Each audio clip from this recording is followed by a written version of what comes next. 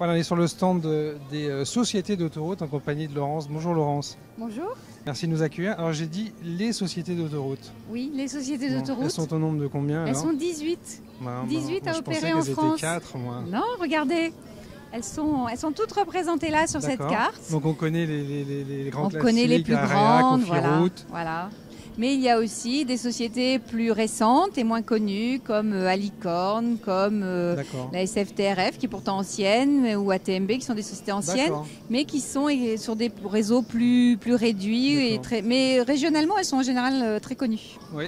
Et c'est quoi l'idée? C'est d'avoir ouvert à d'autres sociétés? Puisque qui mieux que Cofiroute, Area et les autres, enfin plus connus, Oui, qui ont l'habitude de faire ça, bien je veux sûr, dire. elles ont une grande expertise. Pourquoi Non, on a fait appel à d'autres? l'idée, c'est de répondre à une exigence de la Commission européenne, D'accord. de faire en sorte que chaque nouveau tronçon ouvert soit opéré par une société bien D'accord. identifiée, ayant répondu à un appel d'offres européen.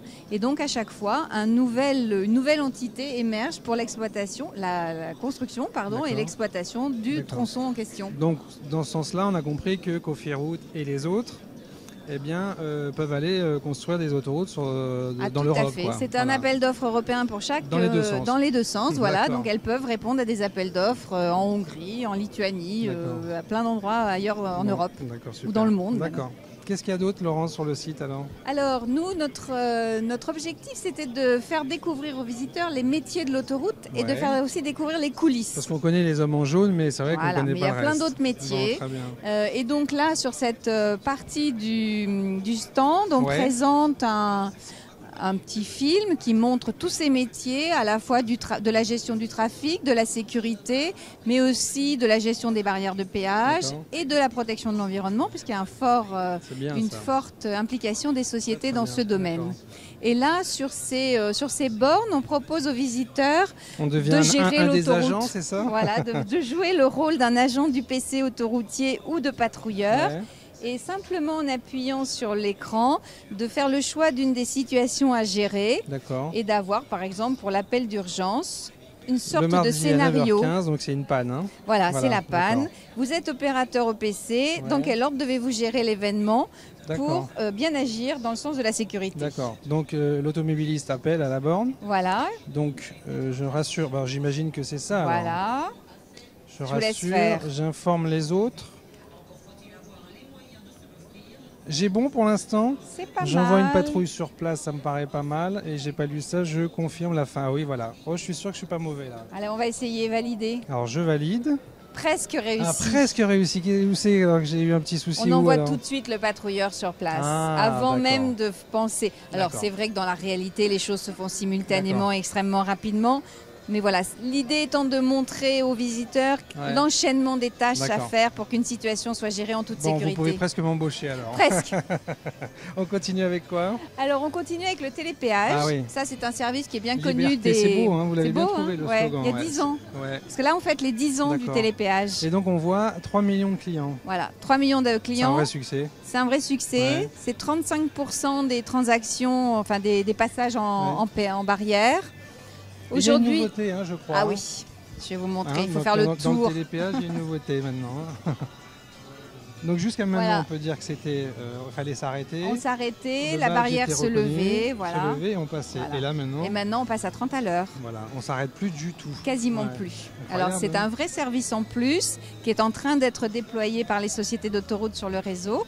Donc les gens qui voient ce panneau 30 au-dessus Ouais. de la barrière de péage savent que là, ils peuvent passer à 30 km à l'heure. D'accord. En toute sécurité D'accord. aussi. Donc ça se déploie depuis pas très longtemps. Ça a commencé début 2010. D'accord. Et puis tout au long de l'année 2010 et 2011 jusqu'en 2012, D'accord. ça va petit à petit D'accord. se déployer sur l'ensemble du réseau. Ça veut dire qu'en 2012, toutes les autoroutes, enfin tous les Il y péages. aura des passages vraiment D'accord. dans les Ok. très grandes barrières. Il y en a 120 en France, 124 exactement. Il y aura des passages à 30 D'accord, km/h. très bien. Là, on voit sur le panneau les métiers. Voilà. Là, on a les métiers de la sécurité, mais aussi de l'accueil, hein, puisque Ouais. quand on parle de l'autoroute, ce sont aussi les aires Ouais. d'autoroute qui sont de plus en plus accueillantes, qui sont des endroits sur lesquels on a de plus en plus de services, sur lesquels on trouve aussi des marques et des enseignes qui sont connues en dehors de l'autoroute Ouais. et qui viennent là apporter du service et de l'accueil aux clients des autoroutes. Alors jusqu'à pas très longtemps, c'était les grandes enseignes, Total, Elf, Shell, voilà, on en a cité 3. Là, vous et parlez... et les autres, et maintenant j'ai vu qu'il y avait Carrefour. Alors je dis Carrefour parce que j'en ai pas vu d'autres. Voilà, mais il y a aussi des enseignes Leclerc. Là, vous parlez que de l'aspect pétrole, hein, on va dire, carburant. Pourquoi vous avez ouvert? C'est quoi? C'est ce sont des appels d'offres. De manière européenne encore? Ah non, là c'est français. D'accord. Mais des marques... sur le réseau, vous trouvez par exemple la marque Autogrill, c'est une marque d'origine italienne qui est venue s'installer. Voilà, donc la réponse à l'appel d'offres et la qualité de la réponse fait que la marque est acceptée entre guillemets ou pas. Mais là, vous me parliez uniquement de la partie service carburant. Mais il y a aussi toute la partie restauration. C'est vrai que vous toutes les gammes de la restauration. Le grand public sur l'autoroute, c'est vrai. Tout à fait, qu'il s'agisse de la sandwicherie, de la simple cafétéria ou du restaurant un peu plus élaboré, avec une cuisine plus élaborée de self-service ou de service à table. Toute la gamme est présente. Mais on peut dire que l'Arche était le premier quand même. Hein. L'Arche a été le premier, oui. Voilà, la première autoroute, c'est quelle année? Oh là là, c'est une colle. C'est vrai? Ah, dommage. C'était pas le but. C'était pas le but, Florence. C'est dans les années 50. Dans les années 50, voilà. C'est dit, quand on a dit ça, on a tout dit. Bon, très bien. Mais l'autoroute des années 50 ne ressemble pas du tout. Quand on voit les photos, c'est assez amusant de voir comment, même physiquement, l'infrastructure a évolué. L'autoroute des années 50 était quasiment à plat sur son terrain, alors qu'aujourd'hui vous avez des équipements de sécurité partout, des glissières, etc. C'est très différent. On les fait disparaître derrière des... Et on les fait disparaître quand il y a des habitations. Si on regarde, on les voit pas. Exactement, elles sont complètement intégrées dans le paysage, ce qui n'était pas le cas à l'époque. Et du coup, vous avez même été encore plus loin avec respect de la biodiversité, de l'environnement. On a une vraie volonté de respecter ne serait-ce que les grandes lois de protection de l'environnement qui existent en France, mais aussi d'aller un peu plus loin, même vraiment plus loin, en ayant des autoroutes extrêmement belles esthétiquement, vertes et accueillantes. Ça, on connaît tous, hein? Oui, voilà.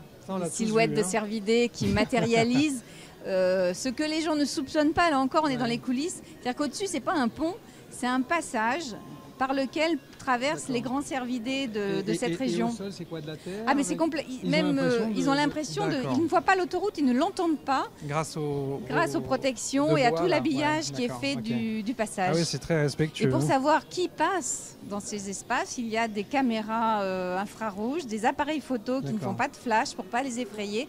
Et on comptabilise bien précisément les passages. C'est bien. Et ça marche bien donc. Et ça marche très bien. D'accord. Qu'est-ce qu'il y a d'autre alors qu'on voit pas? Parce que le reste, c'est vrai qu'on ne voit pas. Bon, alors si, ce qu'on voit, on va commencer par ce qu'on voit. Quand on protège les riverains d'une autoroute, on a des protections de façade ou des murs anti-bruit. Mais aussi, ce que ne voient pas les gens, ça peut être un revêtement de chaussée acoustique qui fait moins de bruit quand les véhicules passent. Bon, là, on a des murs particulièrement esthétiques en verre, mais ça peut être aussi des buttes de terre plantées qui protègent de la même façon. Ça dépend des circonstances et de la configuration du terrain. Ce qu'on ne voit pas non plus, c'est tout ce qui est fait pour préserver la ressource en eau. On a des bassins de rétention contre les pollutions accidentelles, si un camion déversait son chargement. Mais on a aussi y a des filtres, des pompes, filtres, des bassins de rétention, de faire en sorte que ça n'aille pas dans la nature. Donc en fait, l'autoroute n'est pas en direct avec la nature. Ah non, pas du tout. Elle est complètement bien filtrée. Et puis par exemple aussi pour filtrer les eaux de ruissellement. Quand il pleut, la route est sale. Elle est sale parce que le trafic laisse ses pollutions. On a donc des bassins qui filtrent l'eau de pluie avant de la rejeter à la nature. D'accord, super. Qu'est-ce qu'il y a d'autre? Alors, parce que je vois plein des oiseaux, tout ça. Oui, c'est un vrai parc en fait. C'est un vrai parc. On entretient, les sociétés d'autoroutes entretiennent à peu près 35 000 hectares d'espace vert. Donc autour des autoroutes. Autour des autoroutes, les aires de service, les aires de repos. Et sur ces espaces verts, on a un programme de gestion de la biodiversité. Quelle que soit l'infrastructure que l'on construise, elle coupe quelque chose. Et le principe de ces programmes, c'est de recréer les cohérences pour les animaux, mais aussi pour les espèces végétales, faire en sorte qu'il n'y ait pas de coupure et qu'il n'y ait pas de perte en espèces et en nombre d'animaux. Et là, donc, on a récemment signé, enfin le secteur autoroutier a signé, comme un certain nombre d'autres grands opérateurs de gestion d'espaces verts, un accord pour limiter l'usage des pesticides dans ces espaces et faire en sorte qu'on ait un usage raisonné de ces pesticides destinés à l'entretien de ces espaces. C'est une belle démarche des autoroutes. Hein. C'est une très belle démarche, effectivement. On le voit, je crois, là. Hein. Ah oui, voilà, on a une carte qui est assez amusante et qui permet de matérialiser tout ce que je viens de vous raconter de façon extrêmement simple. Bien, là, hein. Bah là, vous voyez, je vous parlais des filtres qui permettent de ne pas rejeter directement l'eau de l'autoroute. Les passages grande faune, hein, les cerfs, mais il y a aussi les passages petite faune. C'est-à-dire les crapauds, tout ça. Voilà, les loutres, les hérissons, etc. Eux, ils ne passent pas par les grands passages, ils passent en dessous, ils ont leur passage réservé. On a aussi des zones, enfin sur les aires de service et des autoroutes, on a le tri sélectif des déchets. C'est tout simple, hein, mais ça fait partie des premiers gestes à faire quand on veut protéger l'environnement. On a aussi des aires de service avec des bâtiments qui sont de plus en plus HQE, hein, qui génèrent le moins possible de polluants. Vous avez été très loin maintenant. Hein. On a une démarche très aboutie. On va même jusqu'à proposer dans certains abords de grandes villes des parcs relais qui permettent de laisser son véhicule. On vient de l'autoroute, on laisse son véhicule, on a un parc spécifiquement dédié à cet usage et on prend le transport en commun qui vous amène en centre-ville, qui est juste derrière, voilà, qui est connecté juste derrière. C'est une nouveauté ça, hein. Ça existe depuis 5-6 ans. Ah quand même, oui d'accord. C'est une petite nouveauté, ça se déploie. Eh ben, on ne le connaissait pas, c'est superbe. Qu'est-ce qu'il y a d'autre? Par exemple, on a des bassins de rétention contre les pollutions. D'accord. On a le télépéage sans arrêt. D'accord, ce qu'on a dit tout à l'heure. Voilà, ça permet aussi d'économiser du carburant. On a les protections anti-bruit, on en a parlé.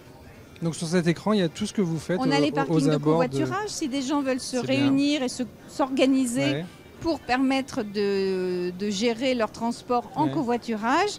Il y a là à la fois des installations, mais il y a aussi certains abonnements en télépéage qui leur permettent de réduire leurs coûts et de les mutualiser. Super.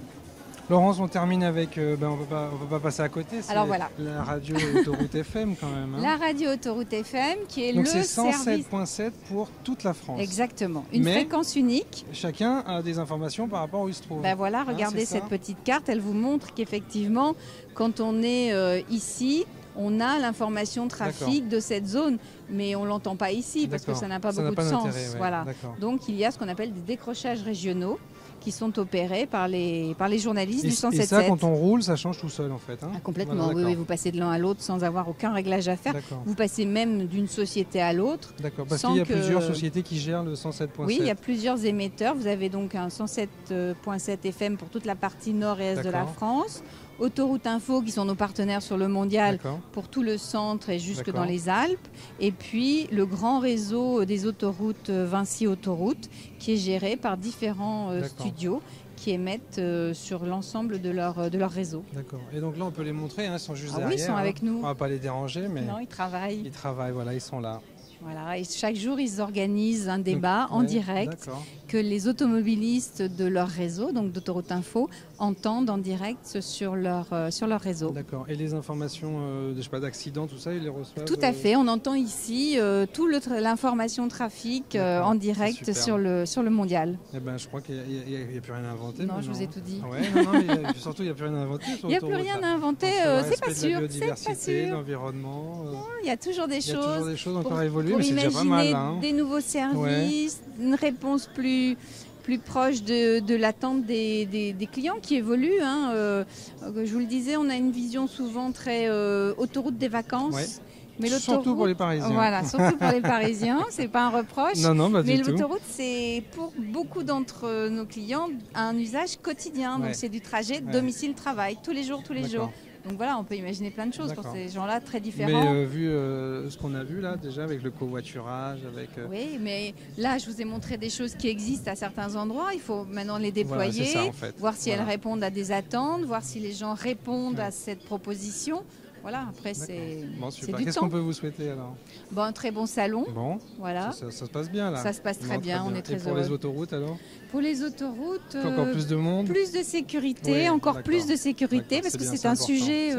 Là, on est dans la fête de l'automobile, mais on a aussi des sujets de sécurité et on a un sujet qui nous tient vraiment à cœur, c'est celui de la somnolence au volant, qui est la première cause d'accident sur nos autoroutes. C'est le cas depuis 4-5 ans, devant la vitesse, devant l'alcool.